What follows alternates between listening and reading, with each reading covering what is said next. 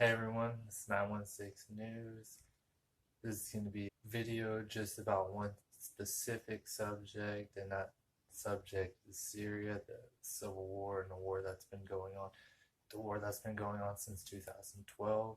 First, a bit of background on the war and how it all started. Leader of Syria, Assad, he has been in power since 2000. His family has been the leadership of Syria since 1971. His father died of a heart attack in 2000. He became the next leader unchallenged. He was not popular. People didn't approve of him. From the start, he was very anti-democracy. And this was started by the Arab Spring, which you could check out. I'll link to a video about that. It's about the uprising in Egypt, Tunisia, Yemen, where many countries started protests and civil wars or overthrowing their governments. So on Syria, this originally started in March of 2011, and this was caused by the Arab Spring, and it was brought to Syria due to corruption in the government and the oppressive dictatorship of the regime, the Assad regime in Syria. It's a very complicated situation. The regime has even blamed Saudi Arabia originally for the protest. So after these first initial protests, mass arrests were starting to happen. Due to these mass arrests, more protests had started, and the regime actually tried to work with the protesters.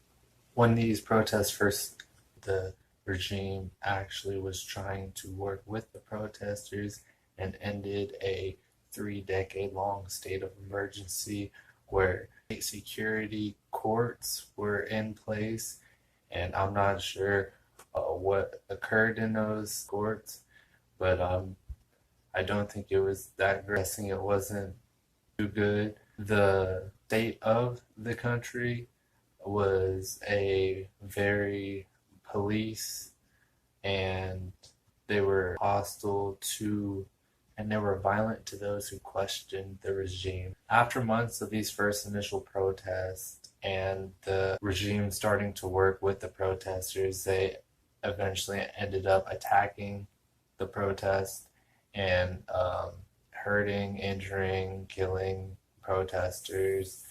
And then this went into July of 2011, which is when an actual revolution started to overthrow the government. And then at the end of that year, in the beginning of 2012, a civil war had erupted in Syria.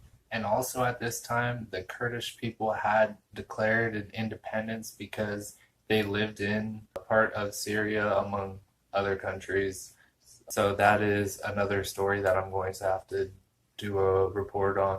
That's another story I'm going to do a video on in the future, probably this weekend. Okay, and then in the summer of 2012, Assad was losing ground. He was actually not doing too well in the civil war, and he was running out of troops, so he asked Iran for help. And Iran did support him and the regime, so they started helping him at that time. So between March 2011 and October 2012, which is a few months after Iran started helping him at that time, over 60,000 people had been killed in this conflict. Okay, and then in 2013 is when chemical weapons started occur, and that's when the United Nations and different countries started to get involved in this because chemical weapons were being used on civilians and rebels forces.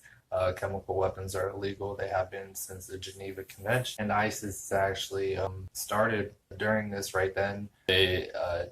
Things occurred in different countries near Syria, and they actually came to power, and members were involved in the Syrian conflict as well. And Assad regime actually says that the rebels and the fighters are ISIS, and they say that they can stop them, and that's what they're trying to do is stop ISIS, which they're calling the rebels, and they're two completely different groups. The rebels also don't have one main force. There are many different ones, and they have a very dangerous alliance or allegiance to each other because they want to overthrow this government.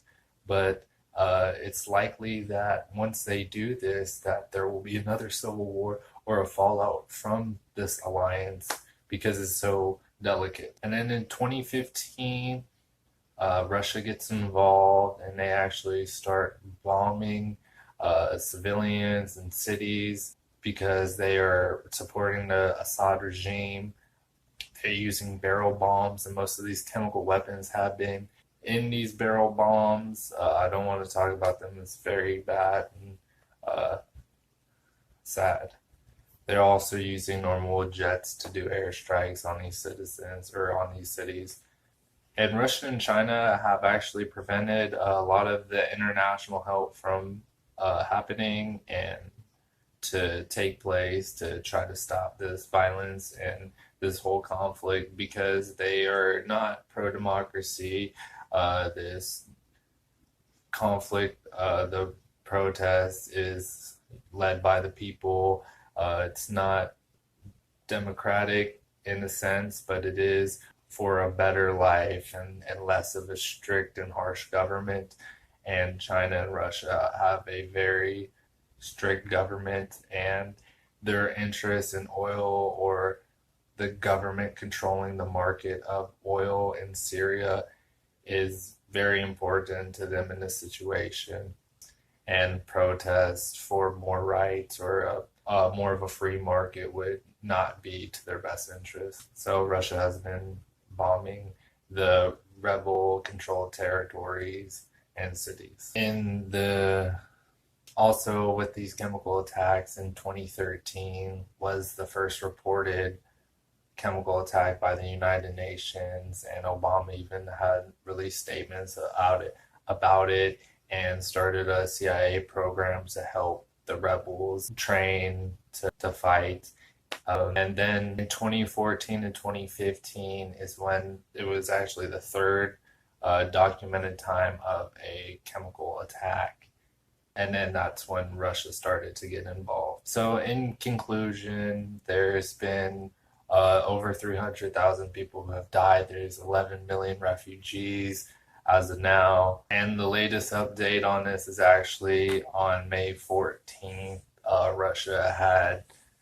Russia has gotten the United Nations to stop humanitarian aid, such as money and resources for in northern Syria.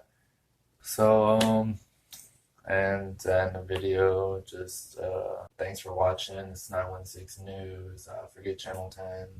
Have a good week.